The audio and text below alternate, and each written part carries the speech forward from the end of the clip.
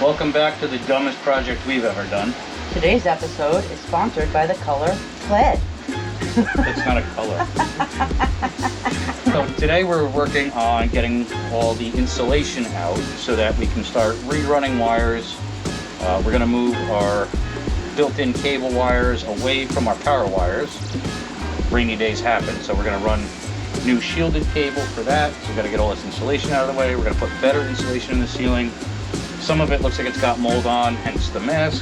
To remove an outlet in your RV, they're set up a little bit different than the way that they are in your house. The typical RV outlet, there's no screws to get this cover plate off. What you need to do, make sure your power is off, get a screwdriver behind it, pop your cover plate off, and then with a screw gun, reverse these two screws, which are attached to little tabs in the back. They'll flip down and flip out, flip up, and you pull the whole outlet out. And they're not securely fastened like they are on a household outlet. There's just two V-shaped blades that they push the wire into, which is half the reason that these campers catch fire all the time. This outlet is a regular household outlet that we replaced because last season, which didn't actually make the cut, we were traveling, the fireplace fell out of the wall. I just happened to pull the plug out of the outlet, and then found that the outlet had actually started to catch fire. So we must have unplugged it right before it tripped the breaker. Upon inspection, we found that one of the wires that was pushed into that little V-tab wasn't really in there that great, so it had a really poor connection. So we replaced it with a regular household outlet so we didn't have to worry about the camper burning down.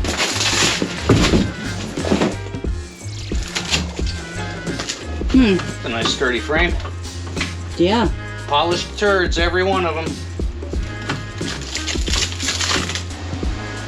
So, what we thought was going to be like a one-day rip out is not. So to remove your ceiling panels, you got to start by getting everything that's on the ceiling off of it. So we're going to have to pull this corner molding. The best way to do that is with a pry bar. Just pry down, pop the little nails right through it. Next thing we're going to do is remove the AC vents from the ceiling. So you're going to look for these little spots, screwdriver or pry bar right next to it. Pop it loose. Then you're going to have screws to go through and take the mounting hole out. Now remove your ceiling lights. There's no screws or anything that are visible, so you just get a good grip on the lens. Twist it. The cover comes off. And there are mounting screws that hold it into the ceiling. Pull your wiring out, and you can keep your wiring in place and just cut the light wires so that you have something, so you know which wire goes where when you reinstall it. Now if you've got a ducted AC like we have, you're going to have air intakes on it. So you're just going to put a little pressure, pull the duct out. Then there's going to be screws to take the duct mounting off the ceiling. Alright, so then the final thing, now that all your accessories on your ceiling are taken off, is to pull your seam covers off the ceiling. Best way to do that is with a pry bar.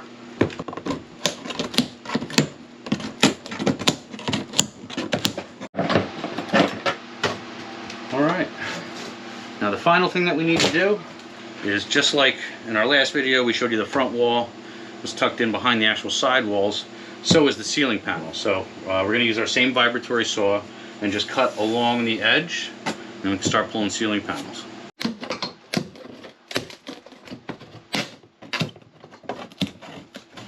Once all your seams are exposed, the next thing you gotta do is just pull the panel down, and then there's no turning back. So let's see how far this is gonna go.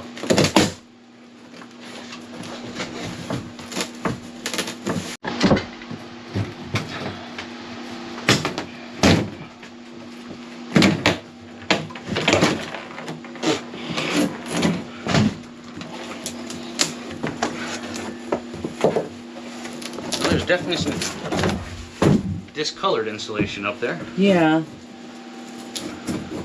And there was glue and a center nail strip in here. Yep. It's got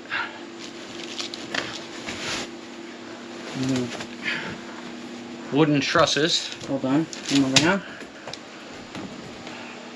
That support your exterior roof, and then a little bit of insulation.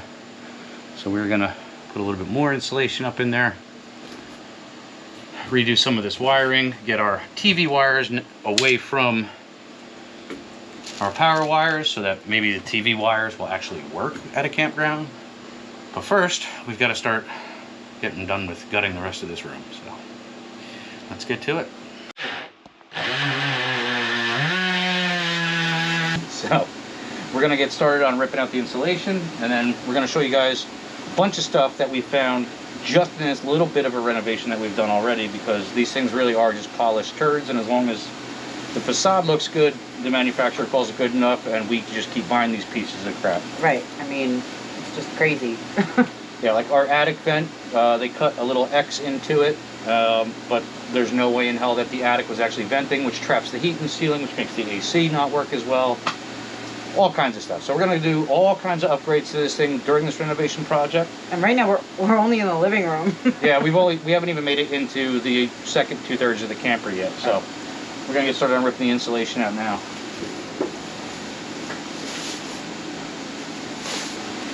Come here. No. I already have my checkup. This camper already stuck it up there.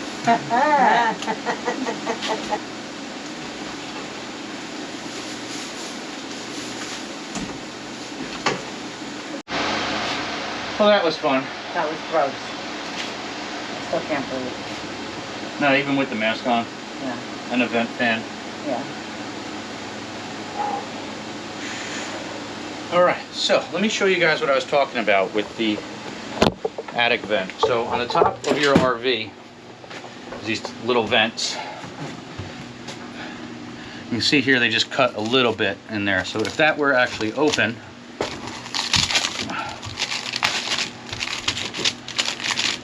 the hot air that's trapped in the ceiling would actually be exiting the RV, keeping the ceiling cooler, making the AC more efficient. The insulation that they had in here was stuffed right up against it, and they barely even cut a hole into it, so that attic vent and the attic vent in the back of the camper are doing absolutely nothing. So when we put this all back together, this area here goes down to our fifth wheel kingpin superstructure, and that is not sealed up very well at all. So we constantly had moist air coming up in here last winter, the ice on the windshield. So we're actually going to put vents, little 2-inch vents coming up and into this area, so that vents straight up and out. As this front cap warms up, it's going to naturally draw the air up. We're going to do the same thing coming through the vents and do more of a residential home construction where the attic vents come over to the attic vent so it can get out.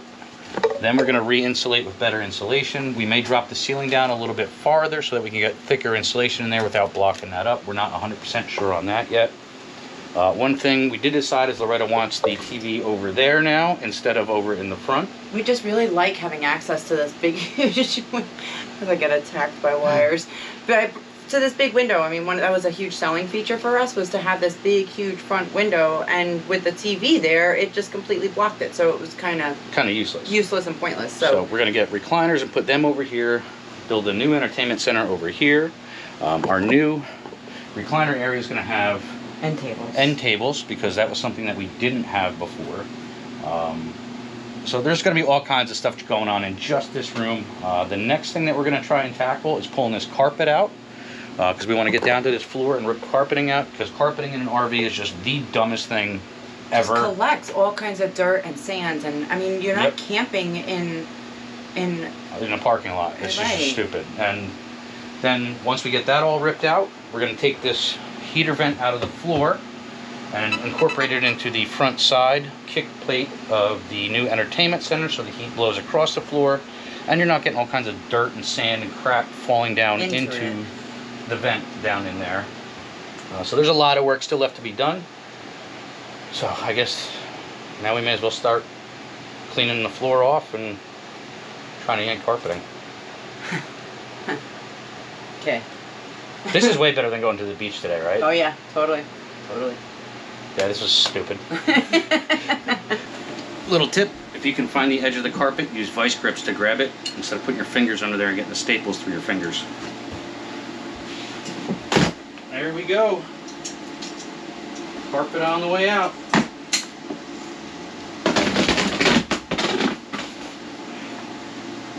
Oh my god. Ain't no turning back now. Oh wait, that's still screwed in. Agatha's like, what are y'all doing?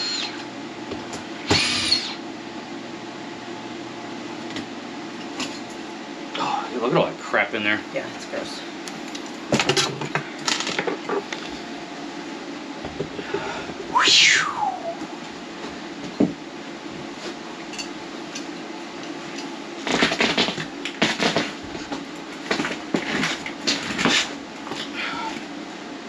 Just watch your fingers.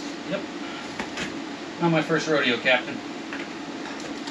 Speaking of Captain, we should call the Captain and Michelle one day soon and see what they're up to. Yeah. Last I saw, they were out in Colorado. Living their best life. I love it. Yeah. I'm a little jealous. They're still out on the road. And so you guys at home can follow along with us. This is what we're talking about here. This is all clearly water damage. I mean, that's actually still got some moisture to it. That's not You good. can see the wall here has been bubbled out and wet. Some mold growing there. So this project's getting more and more involved as we go along. Fun. Not really the right word. No, but a majority of the demo's done now, so. Yeah, and honestly, I mean, we'll feel so much better. Yeah. Getting, now knowing that there's like mold in here, we've been living in here, Yep. so I'm happy to get it done. Yeah, me too. And now we're at a point now where I can start working in one area and we're not tripping over each other. Like I can Yeah, move yeah. this heater vent, start framing out the new entertainment center. You can go furniture shopping. So, all right, let's get this carpet out of here and get some lunch. All right, sounds wonderful.